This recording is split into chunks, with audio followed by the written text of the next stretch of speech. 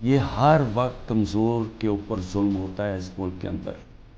اور اگر آپ میرے سے پوچھیں کہ ہمارا ملک آگے ہی نہیں بڑھا تو حضرت علی کا قول ہے کہ کفر کا نظام چل جائے گا لیکن اس طرح کا ظلم اور ناانصافی کا نظام نہیں چل سکتا. اللہ نے اپنے سارے جو پیغمبر بھیجے تھے دنیا میں سب ایک چیز کہتے تھے، انصاف کے لیے کھڑے ہوئے تھے سارے پیغمبر.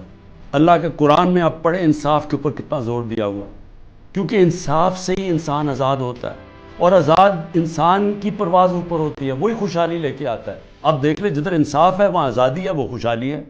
جدھر انصاف ہے وہاں حقیقی جمہوریت ہے. جن ملکوں کے اندر انصاف نہیں ہے وہاں جمہوریت نہیں آ سکتی.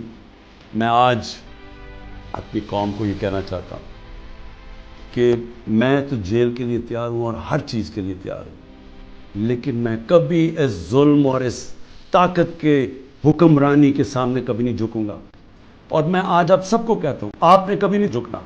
جس دن آپ نے اس ظلم کو قبول کر لیا اور یہ ناانصافی کے نظام کو، ملک مل جائے گا. جس قوم کے اندر اس طرح کا ظلم ہوتا ہے وہ نہیں سروائیو کرتی.